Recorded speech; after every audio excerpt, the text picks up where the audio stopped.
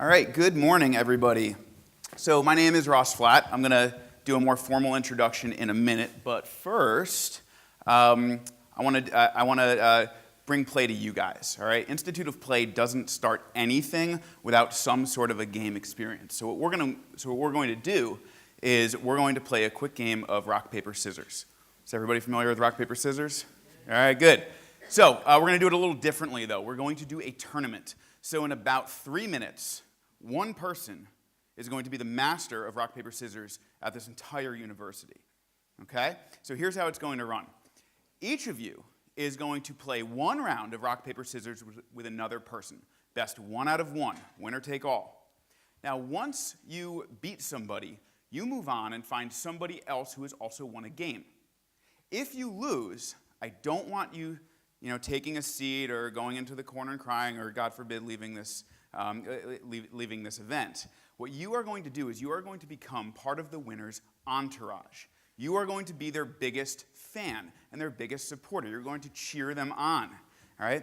And when people continue to lose, we're going to have 2 gigantic teams in here. I've been told we're allowed to, actually cheer and clap and do all of that, so I would really like you guys to do that, all right? Is everybody ready? A couple other quick things. As you win, hold up the number of times you've played a game so that you can find somebody who's played about the same number of games as you. Doesn't have to be the exact amount, but about. Okay, I don't want you winning once and then running into the corner and then coming in and beating everybody at the very end.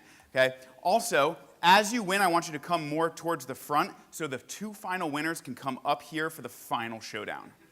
All right? Good luck. Go get them.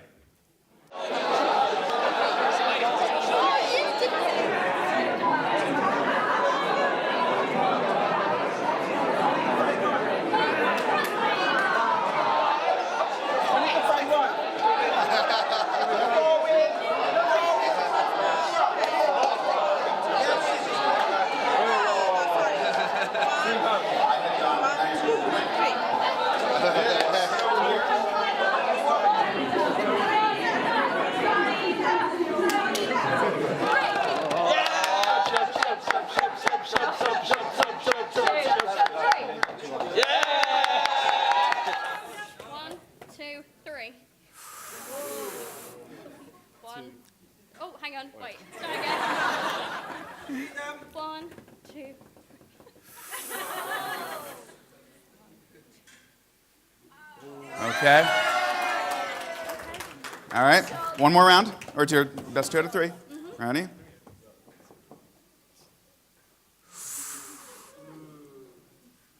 Ooh. All right. Let's hear it for Juan. Well, for me, I saw this very early morning, rainy day conference, which is looking really fun, all of a sudden come alive with energy and joy. And immediately, we were all sharing in this experience that we could all relate to. I saw people who maybe don't really know each other too well or don't know each other at all, engaging in a way as though they've known each other for years. And that is one of the really powerful things that play can do. And that's part of what I'm going to speak to you about today. But before I do that, I just want to introduce myself. I took a very realistic photograph. My name is Flatt. I'm the manager of programs at a place called the Institute of Play, where I've been for 2.5 years. But before that, I was a teacher, an assistant principal, and a curriculum developer for over 10 years in New Jersey and in New York City. And the last place I worked was a school called Quest to Learn, which was a game-based learning school founded in part by the Institute of Play and the New York City Department of Education. And what I'm going to speak to you about today is how play, game-based learning, and design thinking allowed me to not only impact the students I was working with, but transformed the way that I taught. And in turn, the Institute of Play was able to sort of take that practice that I experienced and other teachers around me experienced and bring that to teachers all over the world. So let's talk about the Institute of Play real quick. The Institute of Play is a very tiny, non-for-profit design studio located in New York City, but our mission is really big. We're an eclectic group of former teachers, administrators, curriculum developers, and of course, game designers. And our work is rooted in the principles of play, games, and design thinking. Now, we do a lot of things. We work with people who are interested in designing their own schools, and we advise them. We help develop curriculum and games, and of course, we also do teacher professional development. But our mission, above all things, is to transform education through play. Now, why do we do that? Why is play important to us? Well, first of all, play is that thing that we all do. We do it whenever we're not taking care of our own survival. So if you're reading, if you're watching a movie, or if you're playing dress-up either now or when you were a kid, that's a form of play. What's great about play is that it puts you in this state of flow where things aren't too difficult and they're not too easy. Play is also really great at improving and facilitating social interaction like we just saw. And what's really cool about play is that it activates the part of the brain that's responsible for memory, language, reason, judgment. So of course, in the young ages, play is highly encouraged, right? We want kids to be playing when they're just toddling about or when they're in preschool or kindergarten. Like this. Now, this is me at play at age 7.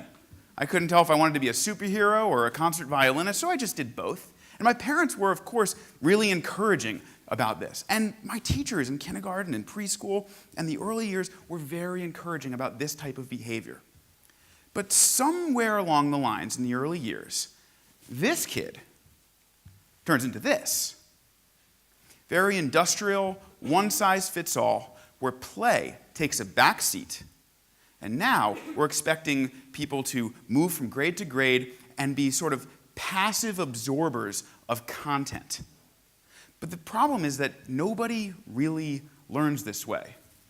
I mean, look how much fun they're having, too. Right?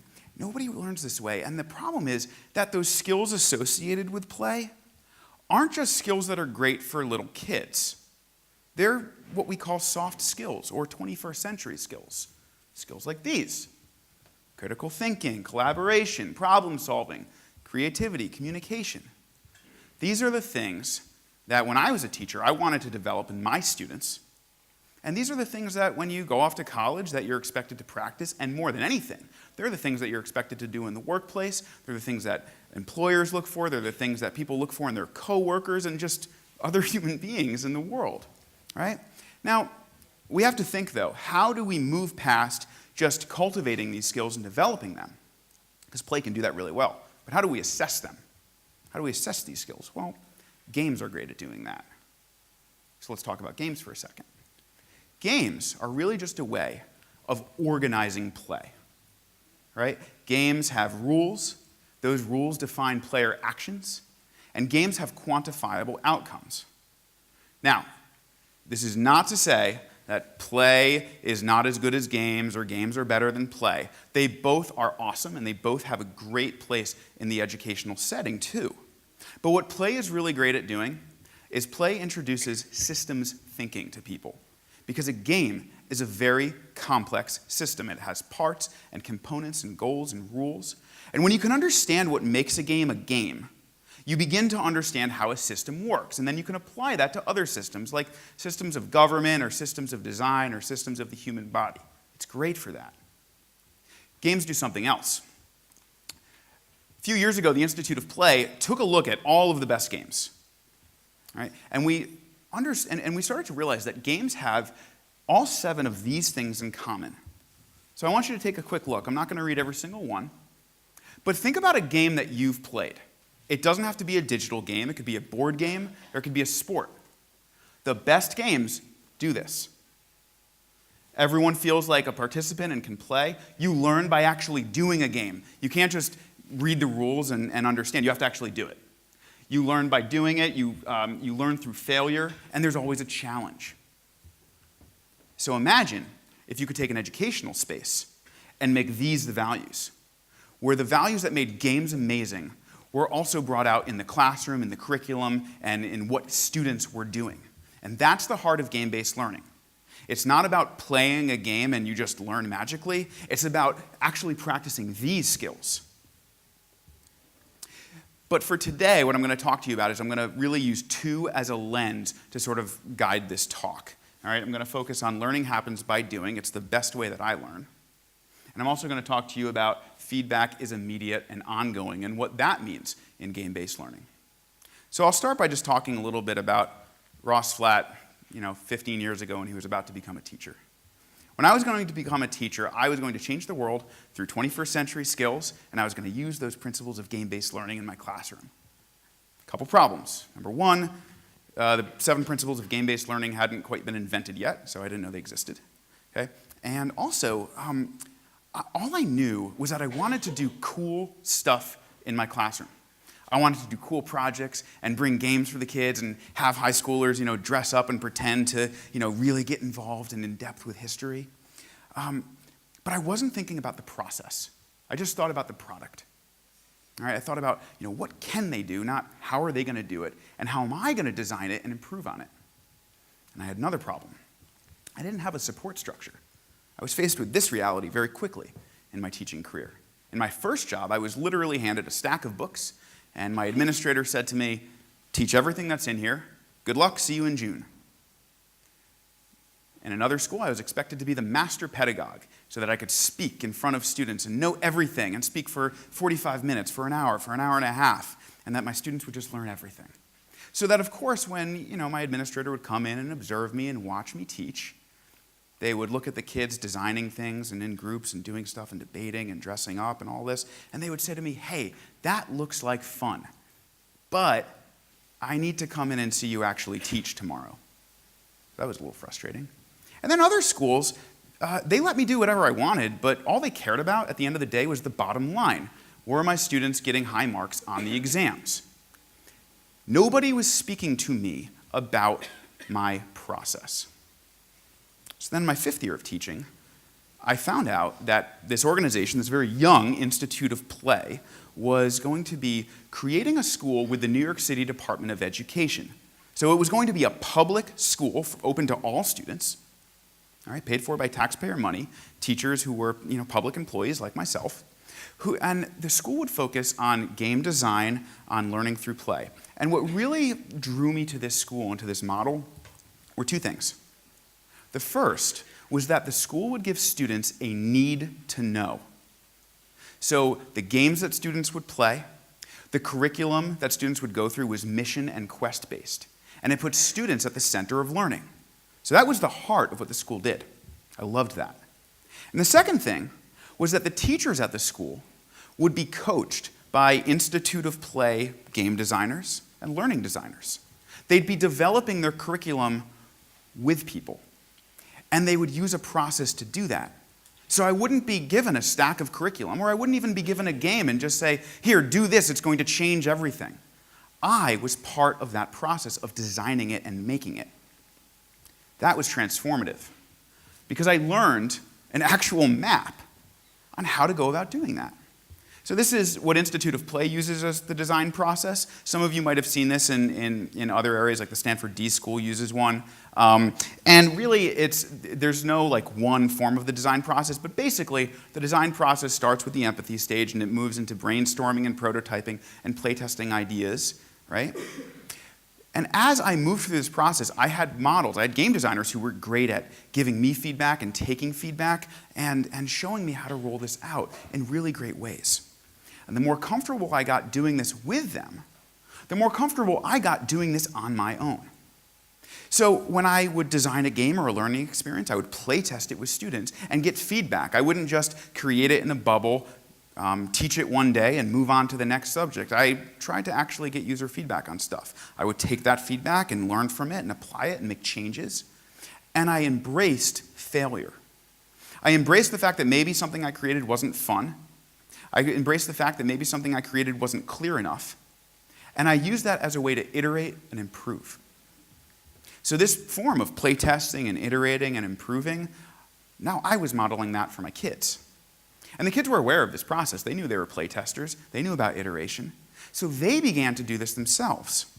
So for example, when they would play a game, they could break down that game into its component parts. When they would start to create something, they knew the steps in which to do that. And this is where game-based learning really took off. It wasn't just me saying, here, play this game, right? It was, here, design this. Here, learn by doing. Failure is okay in this classroom. As you play, I'm going to be giving you feedback. Right? So they could apply it to more complicated systems that were beyond games. So for example, these are students in a physics class using the design process to create a really complicated Rube Goldberg machine. Or when students needed to break down really complex systems of government, they would break it down into the systems of a game. So this is them talking about an oligarchy, right? And the oligarchy has a goal and certain core mechanics and a space and challenges, and they could see how all of these parts started to come together. So it was more than just playing, and it was more than just designing. It was using all of that language and actually forming context and a reason to learn all of this stuff. Completely transformed my approach. I stopped thinking of myself as a teacher and instead as a designer. So I want to talk about the next part. Feedback is immediate and ongoing. So what does this mean? Well, games are an excellent place for assessment, right? Think about any time you've played a game. You know right away if you're winning or losing. You know if you're good at the game or bad at the game. So if you take that idea and translate that into the classroom, games are one of the most powerful assessment tools you can use. More often than not, though, games aren't done like that at all in a classroom. Games might be used as a hook, right? To start a lesson off and get people really excited about learning that's going to happen later. Or games are used at the end of a unit. They're used as a review. So we learned all of this stuff, and then we're going to play a game to just make sure that you know all of this stuff. All right? Or, and this is the worst version, it's this version. Games are basically a traditional learning model or a worksheet dressed up to look and feel fun. We call that chocolate-covered broccoli. Right? It's not fooling anybody. It tastes like crap. All right? And, it's not the best way to get your nutrients in. So, when you're designing a game, when I was designing a game, I started to think very carefully about what my students' learning goals were going to be, what my learning goals for the students were, and the skills that they needed to do in order to complete the game. And as my students would either play a game or design something, and I want to make it very clear that my classroom wasn't like this laser light show with smoke and games just like constantly all the time. Students were actually designing and reading and doing these things. But by putting them at the center of the learning and applying that game-like principle, I could then step back and assess their learning as they were doing this. Right? I could take feedback on my students in real time. Games do that really well. I could take data on them. I could listen to their conversations and see how they used the language of what they needed to learn in the game and how their conversations went with each other.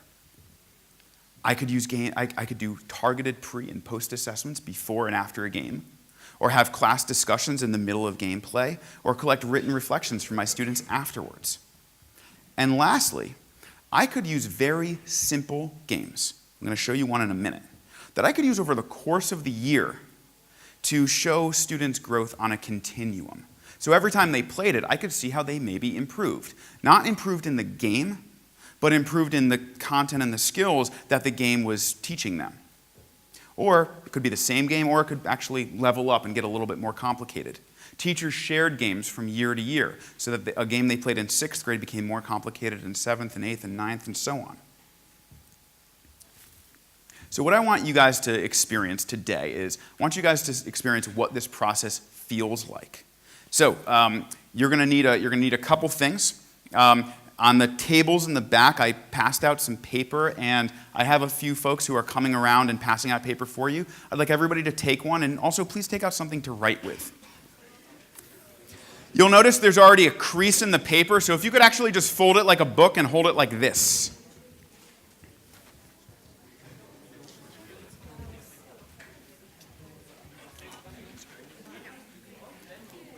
So what I'm going to have you guys do first is something that in New York City schools, teachers call a mind warmer. Other teachers call them a bell ringer. Other teachers call them a do now. I don't really like that term. It sounds very strict. But what I'm going to have you guys do is follow a couple instructions I'm going to put up here. There's a couple rules to what we're doing. First of all, please follow the instructions as best you can. Do not look at somebody else's paper, and do not ask me for assistance. All right, do this very quickly. I'm going to give you guys about 1 minute. Please do the best you can. I'm not going to collect this and assess it at the end. So please follow these steps. Draw a triangle, draw some circles, draw filled-in circles inside. Above each, draw an upside-down V. Above, draw a bunch of straight lines. And draw a rectangle below the triangle. I'll give you guys a minute.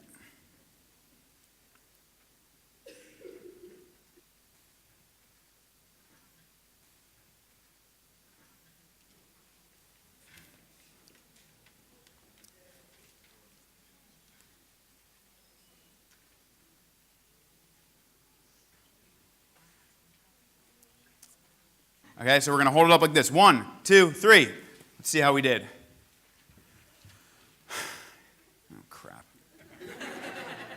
So, clearly, and go ahead and, look around, show it to each other. All right, so clearly all of your interpretations of these instructions is quite different. And if I was giving a presentation on how to give instructions, I probably would have to run away from Coventry right now. But I want you to think real quickly, what made these instructions so ambiguous? Anybody want to volunteer? What made these instructions so ambiguous or unclear? Right. They're a little, yes? There was no place in Yeah, no relationship to what was going on in here. I didn't quantify the amount of circles you had to draw. I just said some. It was very vague, right? So think about why you might ask students to do an activity like this, right? This is not a game. Okay, this is not a game. This is just an activity, right? So if you have students doing something like this, your learning goal might be to introduce them to the importance of order of operations, or giving instructions, or thinking of, or designing something with a user in mind. You can do this with young kids. This is actually something you're going to see in a minute that I found out later, like engineers at the Naval Academy would do when they wanted to communicate really good instructions from people who needed help on submarines, because when you're in a nuclear-powered submarine and the boat catches on fire, you need to give really clear safety instructions right away without any confusion. Right? So if I wanted you to draw something like this, oh, nice, nice. Somebody got to look at my slide deck. What we did is we took this idea, a teacher and some game designers took this idea and created a game that we call Picture Talk, a very simple game. And we're going to play, we'll play 1 or 2 rounds of Picture Talk. So here are the rules. In Picture Talk, you will get a card. Okay? The describer will pick a card. So there's one describer in this game, and then everybody else is a copier. The describer can use any word they want to describe what's on the card, except you can't say what the card is. So I can't say, you're about to draw a cat. The drawers have to draw what is on the card precisely, okay? Not an abstract piece like I just had you guys all do. The copiers are not allowed to speak or look at what everybody else is doing, and when all the copiers are finished and the describer is done, the describer will very dramatically say, and I'm finished, and we're going to reveal on 3. 1, 2, 3. And we'll all reveal, and we'll see how we did. It is the goal of the describer to make sure the copiers get it exactly right. Okay? All right. Now, what I am going to need is some assistance. All right, come on up. Thank you. Yes.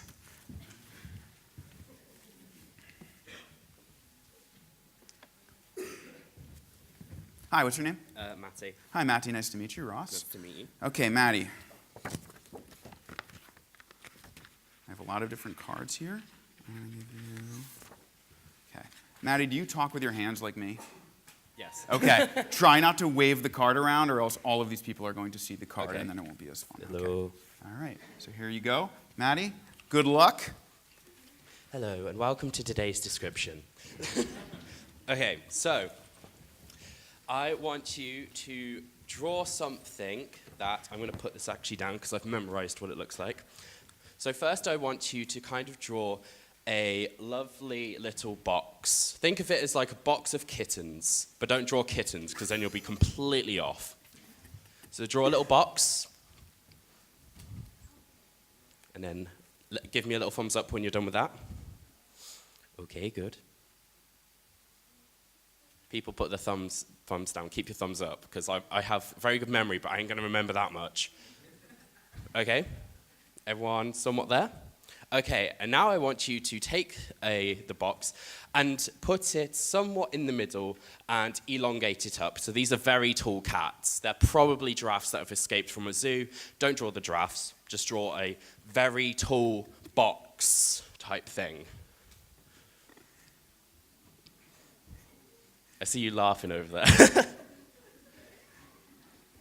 This is definitely the best description of picture talk I've ever heard.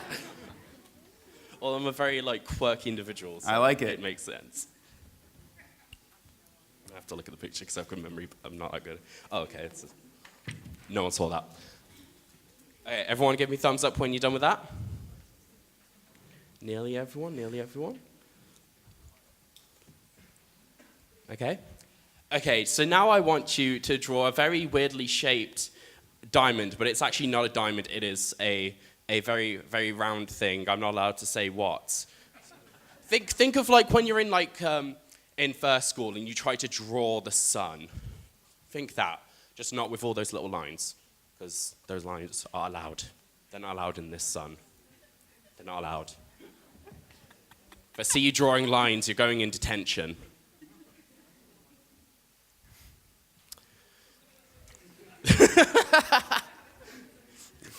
I see everyone's just like, what? So, how's your day today while we wait? Not bad. Okay, and then when everyone's done with that, give me a little thumbs up. Yep, thank you.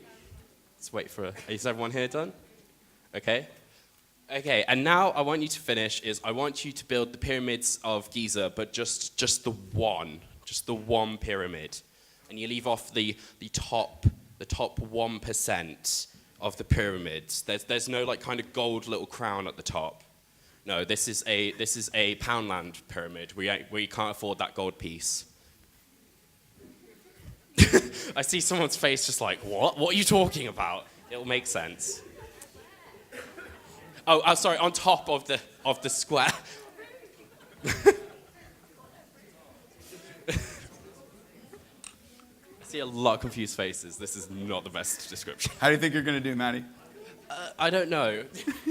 I need a Yelp review for that.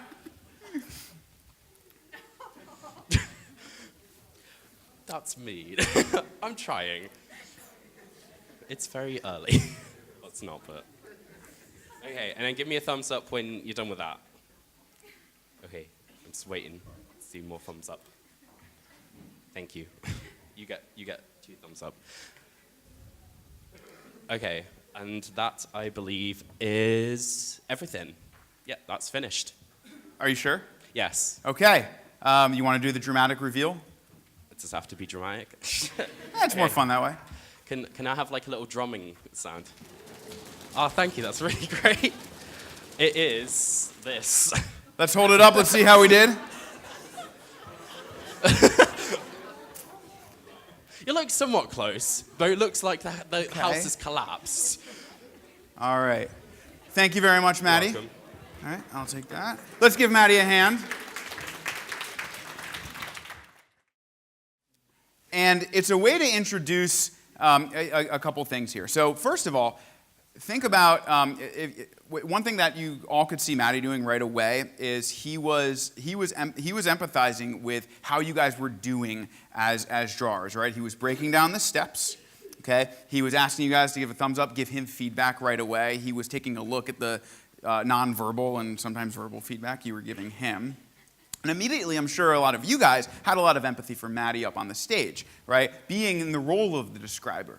And I bet a lot of you were either thinking how you might do it differently or how you might sort of give advice to somebody who was doing this. So we would do this several times. I want to make sure we're staying on time, so I don't want to do several different rounds of this. But what if I changed this game just slightly, okay, and said you couldn't do this all of a sudden? What if I took away these words? You now can't say above or on top. You can't say right or side, below or under. You can't say left or side. Any volunteers to do it now? Oh, okay. Well, we won't be able to because I want to make sure we're staying on time. What I'll usually do is not show this right away, and then somebody will come up and describe. But this will change the game a lot once you modify it slightly. Okay. Now, the thing about this game and about this type of structure is that you're thinking about not only what is happening in the game, the mechanics of the game, what students are doing, but you're also thinking about the learning goals that are inherent within the game. So in this game, you have this basic goal of communicating clearly or giving clear instructions, of listening and following directions, and then you have empathy and collaboration happening in this game. Empathy from the describer to the participants, and the participants to the describer, and really a form of collaboration between the two people. So you have these sort of basic skills, right? And when you can take this idea and think about how you can apply something like this to different learning domains, you can come up with a lot of different ideas. All right? So for example, one teacher we worked with took this basic idea and wanted to apply it to a three-dimensional structure. So this game, called Block Talk, is the same game you just played, but instead of drawing, you're actually you could use Legos, you could use colored blocks, and building three-dimensional structures. This game was meant to introduce students to what we call PEMDAS, parentheses, exponents, multiplication, division, addition, subtraction, so order of operations, and also to support communication. Or just change one component of the game, change one part, and put it on graph paper. All of a sudden, you have a game that has the learning goal of teaching students x and y axis, length and width, diameter and radius. All right? So not only are students practicing these skills when they play a game like this, but a teacher is able to watch how students are doing. Right? They can see how students are giving these instructions and see how they're actually drawing them. And the games you're playing can start to become a form of formative assessment. You can start to actually collect information on your students while they're doing this. So the reason I wanted to share this with you is because it was doing this work, this design work, and this play with teachers like myself and other teachers that I worked with. My story is not entirely unique at the School Quest, is that this allowed the Institute of Play to really reimagine their approach to teacher professional development. It wasn't about designing a product and having teachers just go do it. What they saw was that as teachers really transformed their practice, their students began to change and transform as well.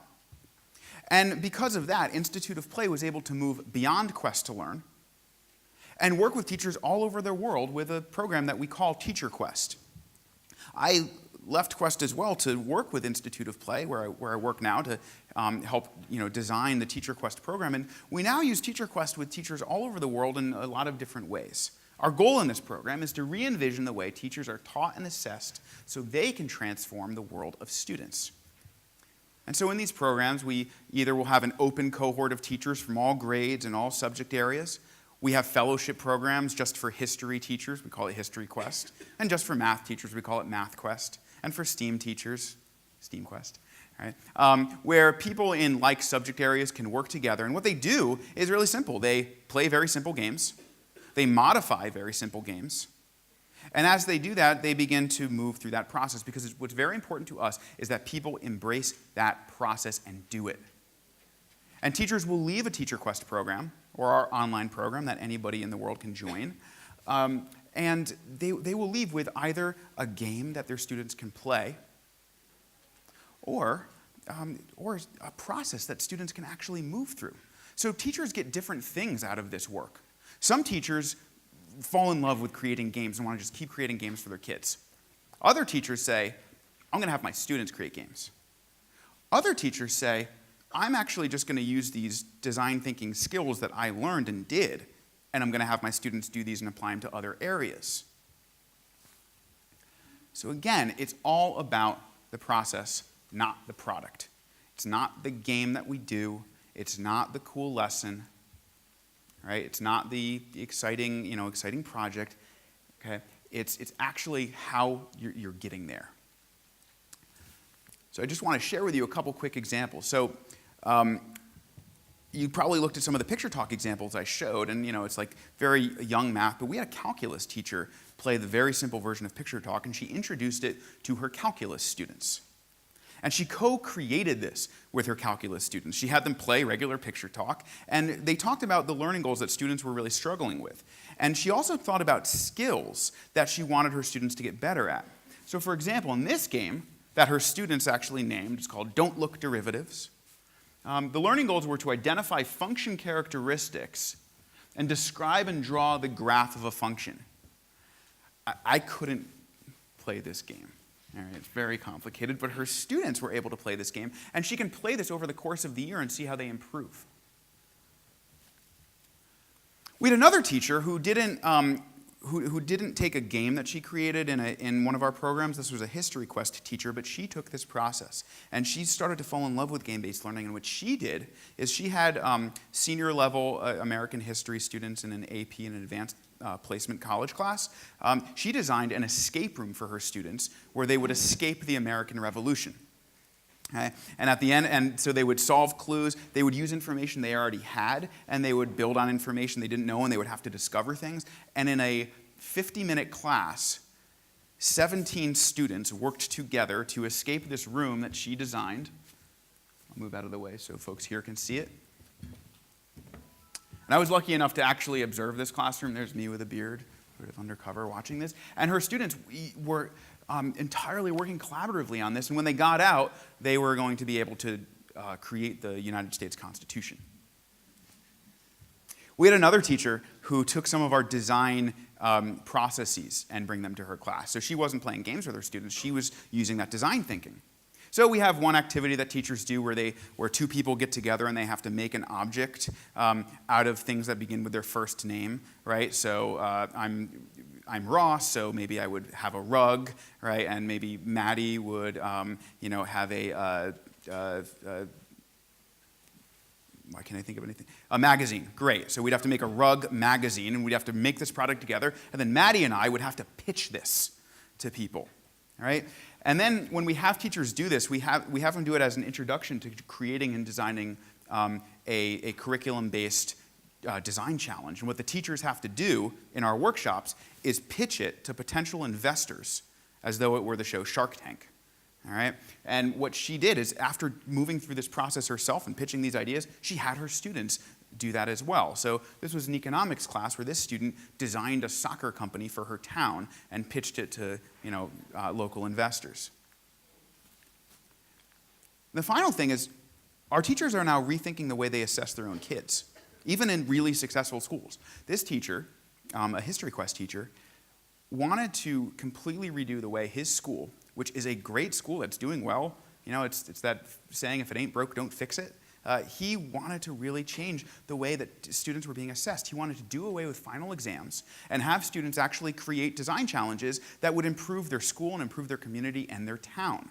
So his students in this civics class had to pitch things that would improve teen life in the city, or just or raise money for different initiatives or different charities.